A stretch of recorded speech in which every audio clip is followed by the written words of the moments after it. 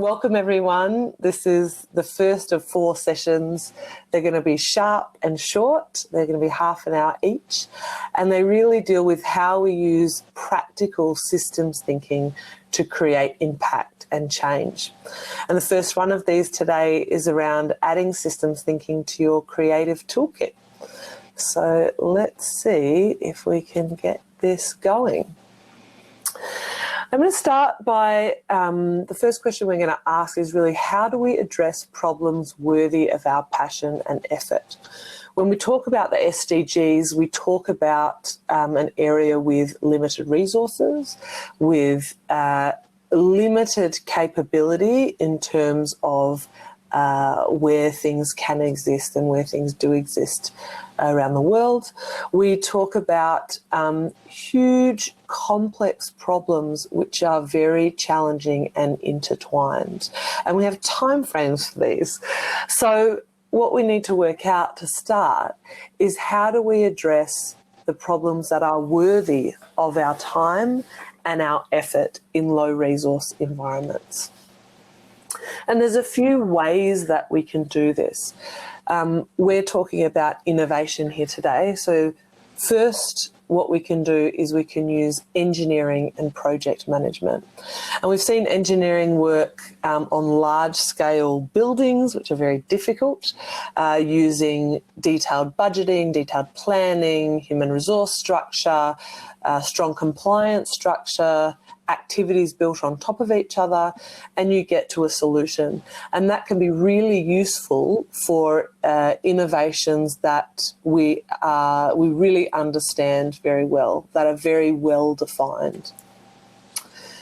There's also these kind of common innovation methodologies. Like I mentioned before, lean startup is one of them, lean methodology, agile design practices, another. And these are really about testing, learning, and adapting, where you have fairly small innovations, fairly small problems, and you can try different things and come up with something to solve that problem. The challenge with these two ways of innovating is that they both work with simple problems that are clearly defined. And so when you're using those methodologies, you can get into this small innovation trap. So what they do really well is you have a very specific person, a single point of view, you have a very specific need, and then you can test different solutions in the middle, different prototypes or pilots, and come up with something that will be quite a strong solution.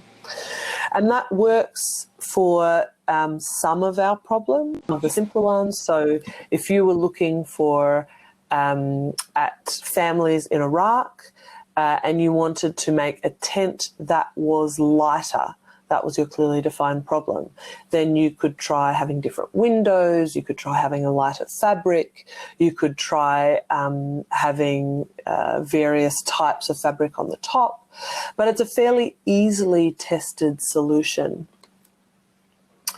The issue is most of our challenges are not simple.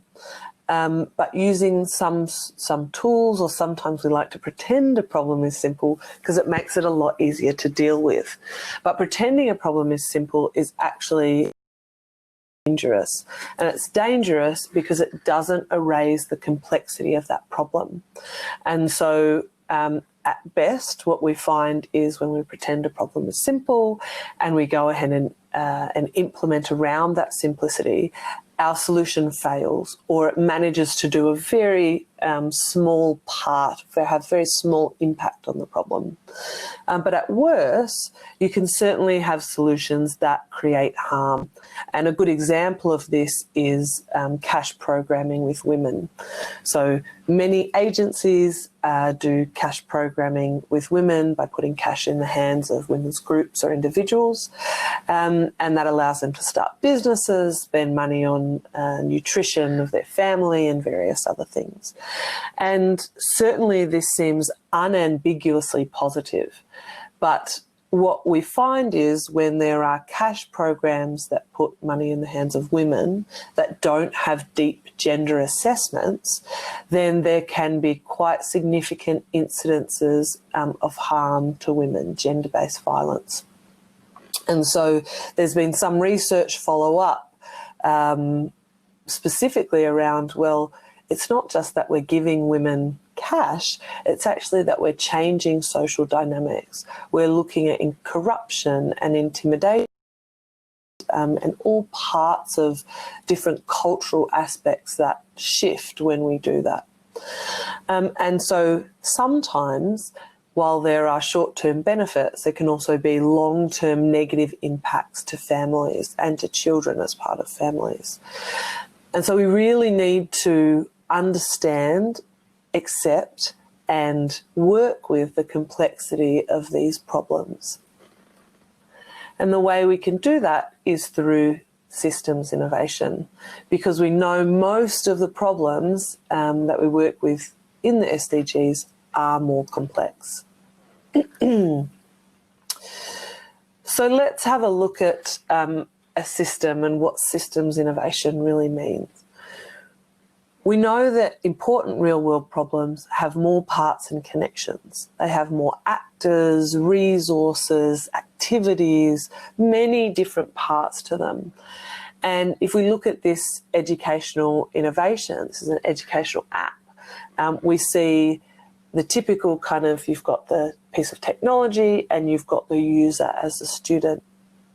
But when we start to expand, we actually see that the success of this app, the success of the impact that it makes, let alone whether it survives 6 to 12 months or more, is also based on the instructor use and the model that the teachers use, integration with other services and systems, local training, technical support, certainly access to schools around security, stability and context, and of course around community expectations, family traditions, financial resources, support at home.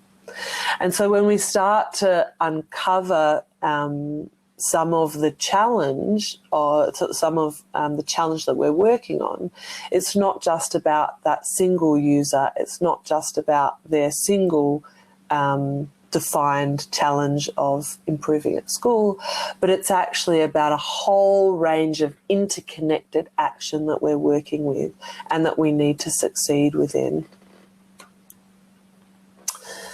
I'll pass over to Dan and you can tell us about that in a little bit more detail.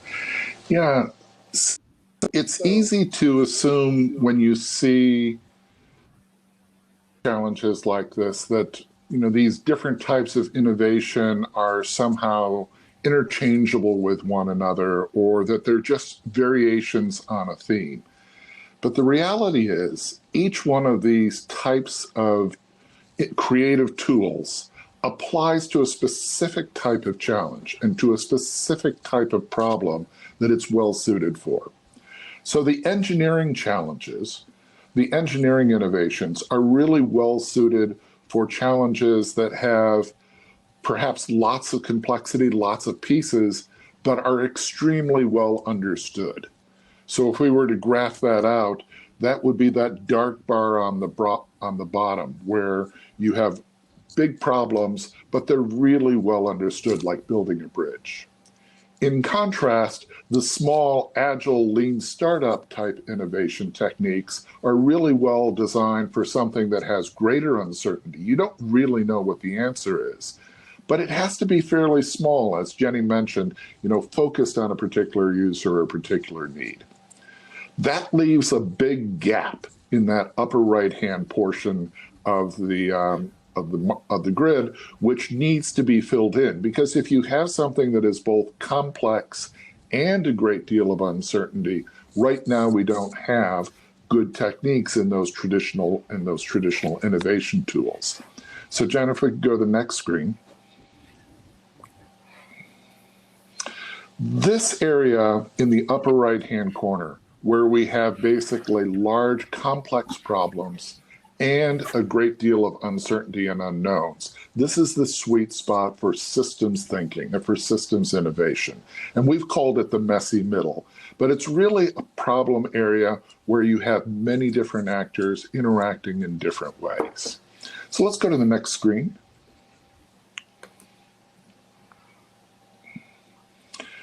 Systems thinking is really just about dealing with these multiple actors and the way they interconnect. So oftentimes a word like systems thinking can almost take on a mystical sense of, it's some very abstruse, confusing idea. But in reality, it's just talking about how you get multiple organizations, multiple people to cooperate and work together on shared action. And so in this sense, doing a wedding is systems thinking. Setting up a new economic initiative in a city is systems thinking. Trying to get your entire family to agree on what to do on a Saturday can be systems thinking. It's about taking multiple actors and connecting them up around activities. Now, if we go to the next screen, this is a particular type of approach that's really well suited for problems that have lots of different actors and that are all connected together. The SDGs are filled with systems type problems. So when we look at problems around ecology and climate change, very few of those are about a single piece of technology or a single small change that will make the difference. These are problems that are interconnected with each other, with themselves, and that the solutions also are interconnected. So if we're going to make a move forward on climate, we really need to connect together multiple actors. And that's really what systems thinking is about. It's about bringing these multiple actors together in a way that's intentional so that we can get a desired effect. Next screen. So sometimes when people dive into systems thinking, the first reaction is they get into something that looks like this. This is a systems map of all the activities associated with the COVID response. And if you're like me, I look at that and say, oh, I've got a really clear view of just what's going on there. The downside of these types of maps is that they tend to scare people away. And what they don't realize is that this is the type of a systems thinking map that's used by a computer to evaluate things. And there's a lot of powerful things that can be done by putting all the relationships of something into a computer and then analyzing how they're connected. So that's one way that you can do systems thinking. But the reality is it's a much more practical hands-on tool. And as a result, you shouldn't let this kind of diagram scare you away from the actual engaging and thinking about systems. Now, there's another preconception that people have about systems thinking. And on the next slide, we see the challenge of oftentimes when we talk to people about this, they think of systems thinking or systems change as something that is a huge institutional initiative. We're going to redesign the way the aid sector works. We're going to reallocate power across, multiple organizations. While that is systems change, and it can be very valuable, it would be a mistake to assume that that's what all systems change is about. Systems change can be conducted within an individual community or even amongst a few individual actors. And as a result, while this big vision of systems change is something that's, worth keeping in mind, it isn't that you need to be aspiring to reinvent the aid sector to participate in this type of thinking. Jen, next slide. So systems thinking is at its heart about seeing the big picture of things and then understanding how we can change that. So for example, we might have a system that we view that has a certain number of parts, like on the left. And then we add in a few more parts, and we see how those all work together as part of the whole. The difference here from this and a normal, perhaps, theory of change is that we're not looking at the individual changes as separate and distinct activities. Rather, we're seeing how they connect together with the whole. And this is a very different approach for most of the other innovation techniques. It's a journey that doesn't have to end either. So we can begin with one layer of system change, perhaps moving to the middle diagram, but then that system becomes the foundation for yet another system change, which is in the next diagram. Jen, next slide. So systems thinking is powerful because we get a chance to see that big picture, but it's also powerful because of all the things we can bring into the mix. Instead of being limited to a single piece of technology or a single pair of actors interacting, we can bring together many, many different resources, many different organizations, individuals, capabilities. It's like learning to cook, but having the entire world as your spice cabinet or your larder. So you can bring together many, many different things, which gives you the potential of creating very powerful solutions. Jen, next slide.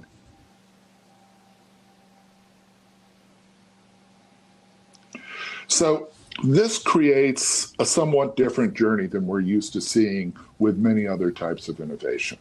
So many other innovations still basically have the idea of you start with an idea and you get to an ending point and you move rather steadily along a path to get from the beginning to the end. With systems innovation, there really is no natural ending point. You're continuing to evolve the idea of a system and you adjust it as you go along. So you begin with a view of how you want the world to look, how the world looks today. You imagine a view of how the world should look in the future, and those become your anchors on which you do your change. You're starting with big picture views, both of what is and what should be. And that's a much different approach than simply looking at individual pieces of things that need to change. Jen, next.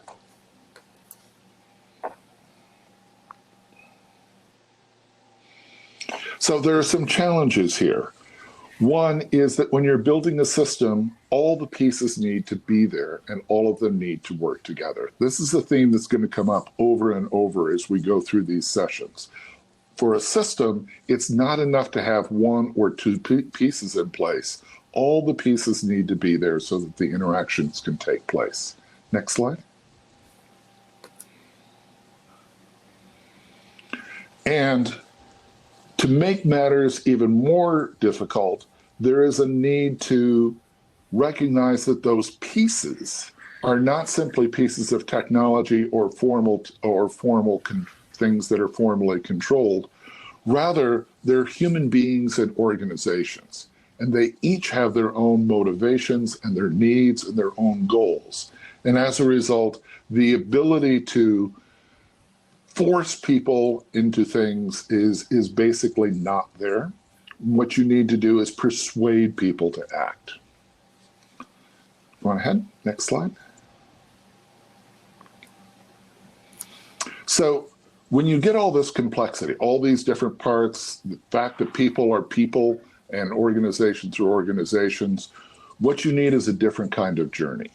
You basically need the ability to evolve and shift almost every dimension of what you're doing as you're moving along. And so in this form of innovation, you've got testing and learning, much like lean innovation. But instead of getting to a specific final product, what you're doing is testing and learning and adjusting the form of the system itself as you go along. And this is, in many ways, a relief, because what it means is you can finally test and learn and adjust as you're going forward as part of the practice, rather than as something that's an exception that you have to explain to people. Next slide. So the way you do this is what we call thin slices. These thin slices basically offer a small increment of change to the system so that you're effectively putting another brick in the wall as you move forward.